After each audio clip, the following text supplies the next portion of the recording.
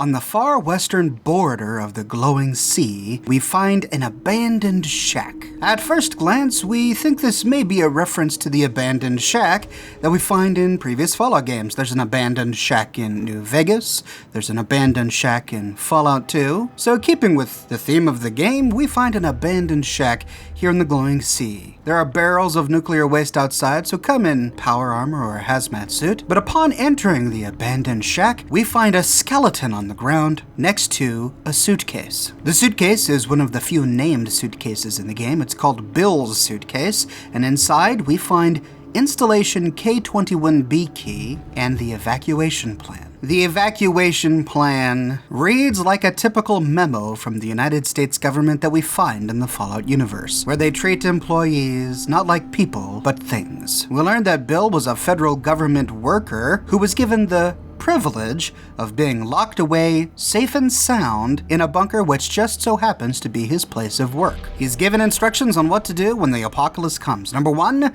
when you hear the alarms, drop everything. Don't bring anything with you. Everything you really need is going to be in the bunker. Number 2, head to your designated workplace, which in this case is K-21B. And number 3, when the radiation gets too bad, an alarm will sound, and when it does, close all of the doors and lock them. The note ends, Godspeed, good luck, and enjoy your better future underground. Insert supervisor's signature here.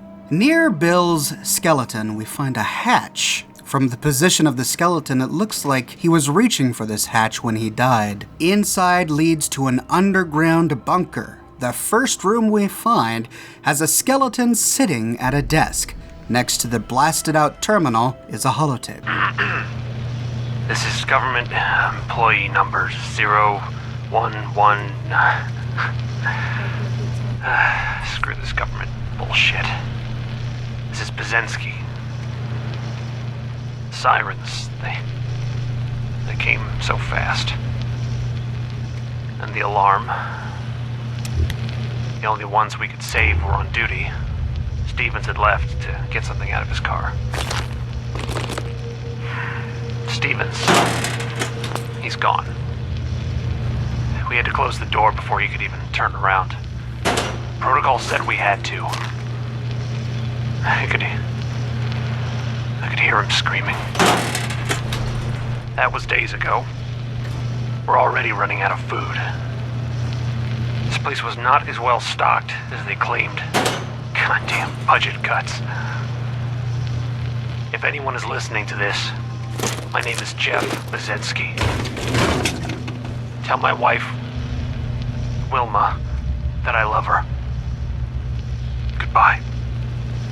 In one of the drawers of his desk, we find a lot of purified water. It looks like he and the other government employees in this bunker died before they ran out of food and water. Maybe the radiation seeped in somehow, or maybe they just decided not to eat their food and water and to starve to death. We find a pistol in his desk and a box of ammunition, but it's not in his hand and we don't see any evidence of violence. Bill Stevens disobeyed the instructions that he got from the government, and he went out to get something from his car, but the other employees had to close the door before he could make it back. It must have been harrowing to hear him scream and pound on the hatch as the radiation consumed his body. Leaving the office down a long hallway, we find an atrium. This is the top floor of the atrium with a big open space in the middle and a tall vaulted ceiling. But as we get closer, we see that there are some synths here. What are synths doing in this underground pre-war military bunker? Surely the hatch has been locked for hundreds of years.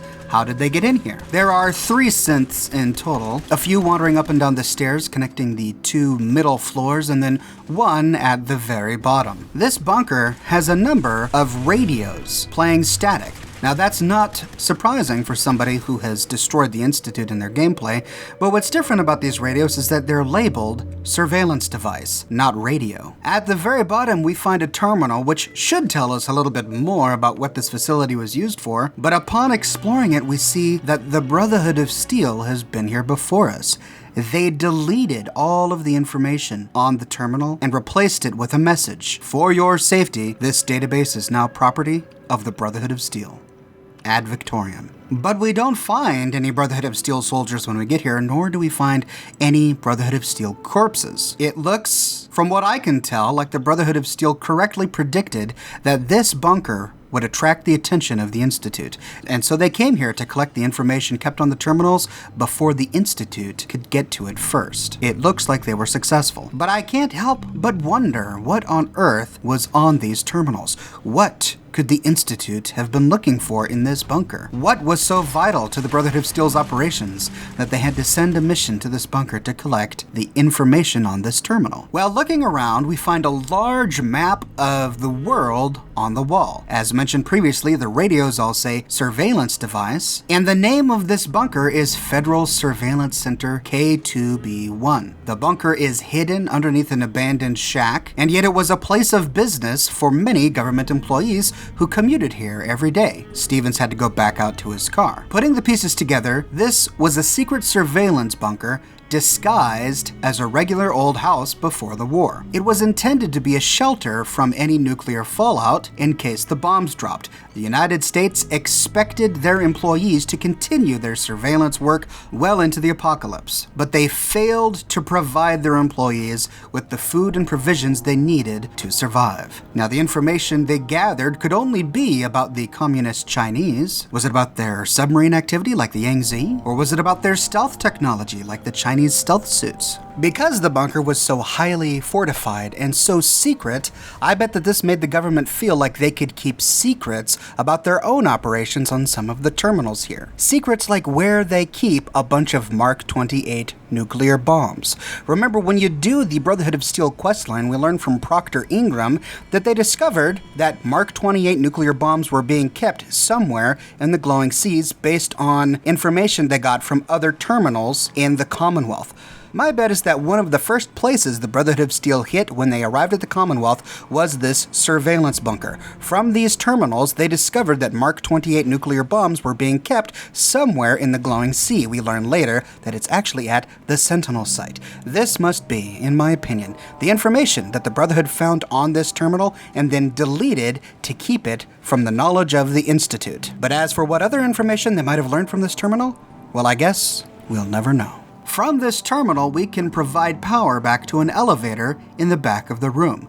Doing so activates 2 protectrons in the room. Sadly, you can't load the Protectron override software to hack them, so you have to dispatch them. On the counter next to the terminal, we find U.S. Covert Operations Manual number 4, and not the soldiers you're looking for, which permanently makes it harder for enemies to detect you while sneaking. In the back of the bottom floor, we find a mini-nuke next to a power armor station, complete with a partial suit of X-01 power armor. I think this suit of power armor is level-based, so if you stumble upon the bunker at an earlier level, you may not find X-01 armor. It may be T-51 or T-60. But when I came at level 69 or 70, it was a partial suit of X-01. When you've fully looted the bunker, you can take the elevator, which brings you back outside. The elevator leads directly to the glowing sea. I find it funny that they would take the time to disguise this bunker as just a regular old shack, but then have an elevator right behind it, which clearly looks like an elevator that leads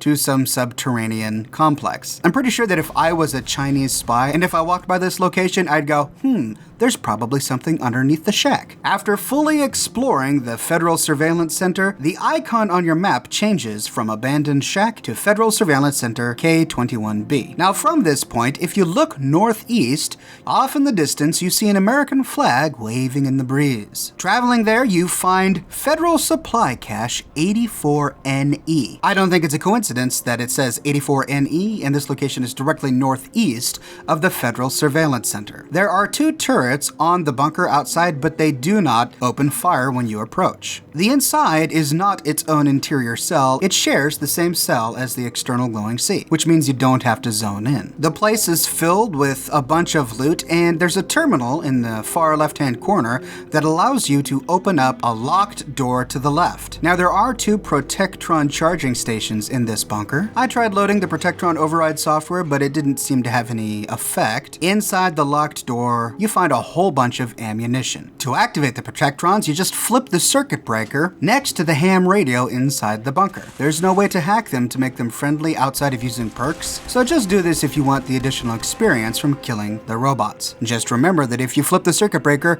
the turrets will begin attacking you as soon as you exit the bunker. These two locations, I think, can help tell us why the glowing sea ended up becoming one of the nuclear targets for the Chinese. In addition to the Sentinel site, which we covered in a previous video, we find the surveillance bunker and a federal supply cache. This place was clearly a hotspot of activity for the United States military, making it a logical target for the Chinese, which ended up being the reason that the entire Boston area is irradiated. And so we leave these bunkers, seeing nothing but the remains of wrecked human lives. But I'd like to hear what you have to think about the abandoned shack, the Federal Surveillance Center, and the stockpile. Do these locations bring up any questions about the United States military or American life before the war that you'd like me to answer in a follow-up video? Let me know in the comments section below. I read all of your comments and I use them as inspiration for my future videos. If you'd like to chat with other like-minded individuals about this topic,